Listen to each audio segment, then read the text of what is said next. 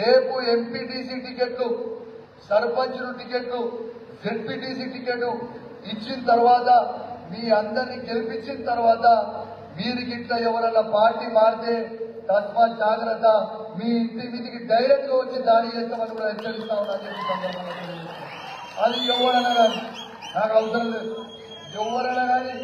ఎందుకంటే ఆ MPTC ticket, sarpanch ticket ఇచ్చి నువ్వు గెలిస్తే అది నీ గొప్పతనం కాదు, అది ప్రతి టీఆర్ఎస్ పార్టీ కార్యకర్త కష్టపడేది మీరు మర్చిపోకూడదు అని చెప్పి సందర్భంగా తెలియజేస్తా ఉన్నాను. అది టీఆర్ఎస్ పార్టీ కార్యకర్త కష్టం. కేసీఆర్ గారి జెండా పవర్, అది కేసీఆర్ గారు చేయబట్టే మనందరం గెలుస్తున్నాం. కానీ రేపు గెలిపించిన తర్వాత మీరు అమ్ముడు పోతే మాత్రం అమ్మ తోడేసి చెప్తున్నా, మజాక్ ఆడతలేరు. రేపు 1000 మందిని తీసుకొచ్చి ఇంటి మీద దాడి చేసి తుక్కు చేసి పెడతా. ఇది కమలాపూర్ మండలికే కాదు, మొత్తం హుజరాబాద్ నియోజకవర్గంలో ఉన్న 5 మండలాలకి ఎవరికి ఇచ్చినా కూడా చెప్తా ఉన్నాం.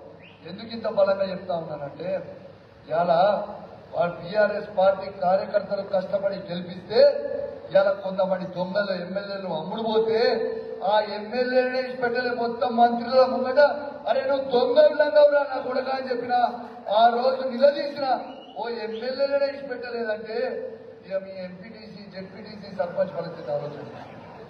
కాబట్టి మీరు ఒక్కరిదే కాదు, ఇది టీఆర్ఎస్ పార్టీ వాళ్ళ కష్టం చెప్తున్నాం. మీకు ఉదాహరణ చెప్తా ఉన్నాం. నేను ఇలా ఇట్లా గెలిచిన ఇలా టీఆర్ఎస్ పార్టీ కార్యకర్తలు కష్టపడితే ఇలా నేను ఎమ్మెల్యేగా గెలిచిన.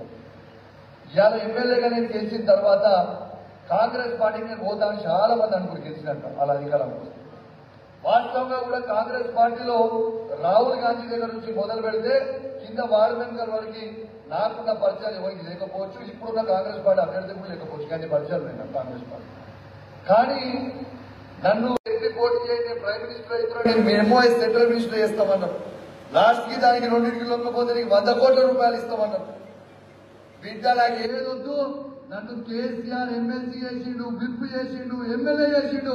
కేసీఆర్ కష్టకాలం నుండు కేసీఆర్ గులాబీ జెండానే మోస్తా తప్పితే మీ పార్టీకి రాజీనామా రాడు. ఏ కేసులో చేసుకొని ఎన్ని కేసులు పెడుతున్నా పెట్టుకోరి అని చెప్పిన. ఎన్ని కేసులు పెడుతున్నా పెట్టుకోరి, మీరు ఏం చేస్తారో చేసుకోరి. కానీ మీరు ఇచ్చిన 6 గ్యారెంటీలు, 420 హామీలు మా హుజరాబాద్ నియోజకవర్గ ప్రజలకు ఇచ్చేవరకు, మీ తెలంగాణ రాష్ట్రం ప్రజలకు ఇచ్చేవరకు నిన్ను ప్రశ్నిస్తూనే ఉంటా అని చెప్పిన. అదే విధంగా నేను ప్రశ్నిస్తూనే ఉన్నా. ఏం చేస్తాడు ప్రశ్నించగానే రోజుల కేసు. ఇప్పటిదాకా నా మీద 76 కేసులు పెట్టిండు. ఏ మీకు